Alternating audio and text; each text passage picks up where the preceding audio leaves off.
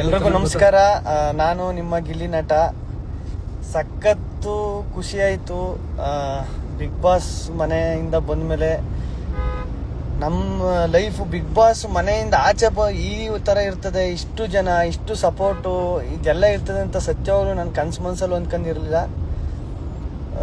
ಎಲ್ಲ ನಿಮ್ಮ ಪ್ರೀತಿ ಪ್ರೋತ್ಸಾಹದಿಂದ ನನ್ನ ಕೈಲೇ ನಂಬಕೈತಲ್ಲ ಇದೆಲ್ಲನೂ. ನಾನೇ ಇನ್ನೂ ಏನಪ್ಪ ಇದು ಜೀವನ ಹಿಂಗೆ ಈ ಥರ ಅಂತಲೇ ಆ ಹ್ಯಾಂಗ್ ಓವರಲ್ಲಿ ಇನ್ನೂ ನಿಜವಾಗ್ಲೂ ಬಿಗ್ ಬಾಸ್ ಶೋ ಏನಾರು ಒಪ್ಕೊಂಡಿಲ್ಲ ಅಂದಿದ್ರೆ ಇದೆಲ್ಲ ಆಯ್ತಾನೆ ಇರಲಿಲ್ಲ. ಆ ಟೈಮು, ಆ ದೇವ್ರ ಆಶೀರ್ವಾದ, ನಿಮ್ಮ ಜನರ ಆಶೀರ್ವಾದ ಇವತ್ತು ನನಗೆ ಬಿಗ್ ಬಾಸ್ ಶೋ ಜಾಸ್ತಿ ಓಟ್ ಬಿದ್ದು ವಿನ್ ಆಗೋ ಥರ ಮಾಡ್ತು. ಸಖತ್ ಖುಷಿ ಆಯಿತು ನನಗೆ. ಎಲ್ಲ ಆಯ್ಗಿಲಿ ಅಂತ ಕಳಿಸ್ತಾ ಇದ್ದೀರಿ ಎಲ್ರಿಗೂ. ಏನು ಮಾತಾಡಬೇಕು ಅಂತಲೇ ಗೊತ್ತಾಯ್ತಿಲ್ಲ. ನಾನು ಹೊರಗಡೆ ಮನೆಯಿಂದ ಆಚೆ ಬಂದ್ಮೇಲೆ ನಾನೇ ಸೈಲೆಂಟ್ ಆಗ್ಬಿಟ್ಟವನಿ. ಅಷ್ಟೊಂದು ಮಾತಾಡ್ತಿದ್ದವನು, ಏನಪ್ಪ ಇದು ಈ ಥರ, ಅಯ್ಯೋ ದೇವ್ರೇ, ಇಷ್ಟೊಂದು ಪ್ರೀತಿ, ಇಷ್ಟೊಂದು ಪ್ರೋತ್ಸಾಹ ಎಲ್ಲ ಮನೆ ಮಗನ ಥರ ನೋಡಿ. ನಮ್ಮನೆ ಒಂದು ಗಿಲ್ಲಿ, ಅಣ್ಣನೋ ತಮ್ಮನೋ ಆ ಥರ, ನನ್ನ ಮಗನೋ ಆ ಥರ ನೋಡಿ ಮಾತಾಡಿಸ್ತಾರೆ. ಗಿಲ್ಲಿ ಚೆನ್ನಾಗಿ ಆಡ್ದೆ ಗಿಲ್ಲಿ. ಬಿಗ್ ಬಾಸ್ ಶೋ ಮುಗಿದ್ಮೇಲೆ ನಾವು ಟಿವಿ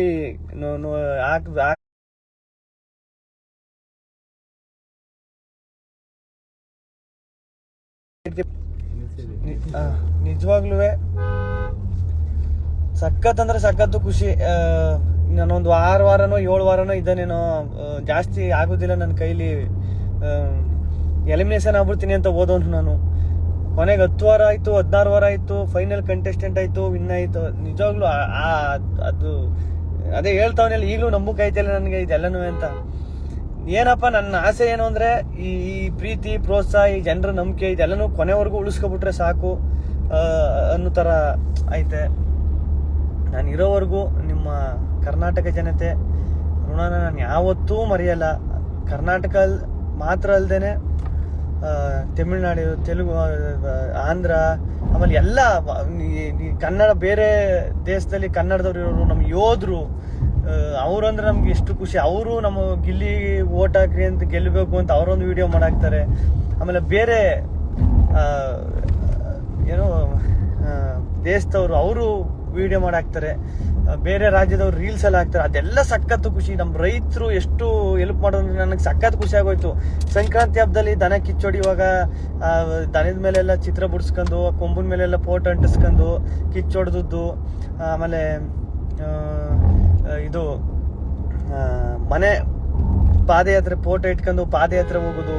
ಆಮೇಲೆ ರೀಲ್ಸಲ್ಲೆಲ್ಲ ಹೇಳೋದು ಗಿಲ್ಲಿಗೆ ಓಟ್ ಹಾಕಿ ಅಂತ ಹೇಳೋದು.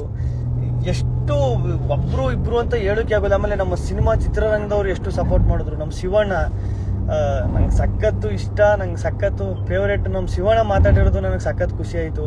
ಸುದೀಪಣ್ಣ ಕರ್ಸ್ಬಿಟ್ಟು ಅವ್ರು ಮಾತಾಡಿದ್ರು, ಅವ್ರ ಬುದ್ಧಿ ಹೇಳಿದ್ದು ಅಂದರೆ ಎಲ್ಲ ಹಿಂಗೆ ಸಿಕ್ಕೈತೆ, ಕೇರ್ಫುಲ್ ಆಗಿರು, ನೋಡ್ಕೊಂಡು ಹೆಜ್ಜೆ ಇಡು ಅಂತ ಅವರು ಬುದ್ಧಿವಾದ ಹೇಳಿದ್ದು.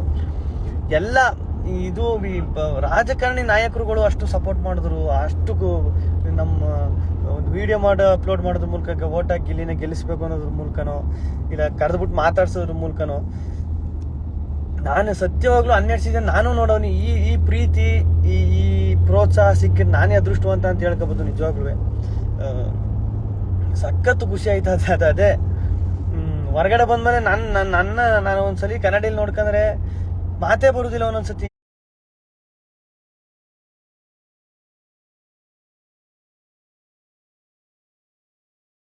ಅನ್ನದಾನ ಮಾಡ್ತೀನಿ ಅಂತ ನಮ್ಮ KM ದೊಡ್ಡಿ ರೋಡಲ್ಲಿ 5 ರೂಪಾಯಿ ಒಂದು ಇಡ್ಲಿ, 5 ರೂಪಾಯಿ ಇಡ್ಲಿ, ದೋಸೆ 5 ರೂಪಾಯಿ, ಗಿಲ್ಲಿ ಗೆಲ್ಲುವರೆಗೂ ಗಿಲ್ಲಿ ಗೆಲ್ಲಿ ಅಂತ. ಆಮೇಲೆ ಇನ್ನೊಂದು ತವಾ ಫ್ರೈ ಅವರು ಫ್ರೀಯಾಗಿ ಏನೋ ಮಾಡ್ತಾರೆ. ಊಟ ಹಾಕ್ಸೋದು ಎಲ್ಲ ಪ್ರತಿಯೊಂದು ಹೆಂಗ್ ಸಾಧ್ಯ ಇದು ಒಂದು ಶೋ. ಈಗ ನಾನು ನೋಡಿರೋ ಮಟ್ಟಿಗೆ ಸಿನಿಮಾದ ಇಟ್ಟಾದಾಗ, ಇಲ್ಲ ಸಿನಿಮಾ ಸ್ಟಾರು ಆ ಥರ ಸ್ಟಾರ್ ವ್ಯಾಲ್ಯೂ ಬಂದಾಗ ಆ ಥರ ನೋಡಿದ್ವಿ. ಒಂದು ರಿಯಾಲಿಟಿ ಶೋ, ಒಬ್ಬ ಕಂಟೆಸ್ಟೆಂಟ್ ಮೇಲೆ ಇಷ್ಟು ಪ್ರೀತಿ, ಇಷ್ಟು ಪ್ರೋತ್ಸಾಹ ನನಗೆ ಕನಸು ಮನಸ್ಸಲ್ಲೂ ಎಕ್ಸ್ಪೆಕ್ಟ್ ಮಾಡ್ಕೊಂಡಿರಲಿಲ್ಲ ನಾನು. ಅದು ಹೇಳೋಕ್ಕೆ ಆಗಲ್ಲ ಅದು ಬಾಯಿ ಮಾತಲ್ಲಿ. ಆಮೇಲೆ ಇವತ್ತು ನಾಳೆ ನಾಳಿದ್ದು ಅನುಬಂಧ ಅವಾರ್ಡ್ಸ್, ಅನುಬಂಧ ನಮ್ಮ ಕಲರ್ಸಲ್ಲಿ ಅನುಬಂಧ ಅವಾರ್ಡ್ ಕಾರ್ಯಕ್ರಮ ನಡೀತಾ ಇದೆ. ದಯವಿಟ್ಟು ಎಲ್ಲರೂ ನೋಡ್ರಿ.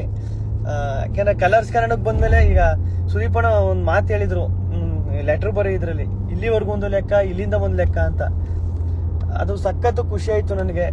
7 ಗಂಟೆಗೆ ಅನುಬಂಧ ಅವಾರ್ಡ್ಸು 7 ಗಂಟೆಗೆ ಇವತ್ತು, ನಾಳೆ, ನಾಳಿದ್ದು 3 ದಿನ 7 ಗಂಟೆಗೆ ಬರ್ತದೆ. ದಯವಿಟ್ಟು ಎಲ್ಲರೂ ನೋಡಿ, ನಿಮ್ಗೆ ಸಖತ್ ಎಂಟರ್ಟೈನ್ಮೆಂಟ್ ಸಿಗ್ತದೆ. ಎಲ್ಲ ನಮ್ಮ ಕಂಟೆಸ್ಟೆಂಟ್ಗಳು ಸುಮಾರು ಜನರು ಬಂದಿರೋದು, ಆಮೇಲೆ ಎಲ್ಲ ಕಲಾವಿದರು ಎಲ್ಲರೂ ಬಂದವ್ರೆ, ನೋಡ್ರಿ.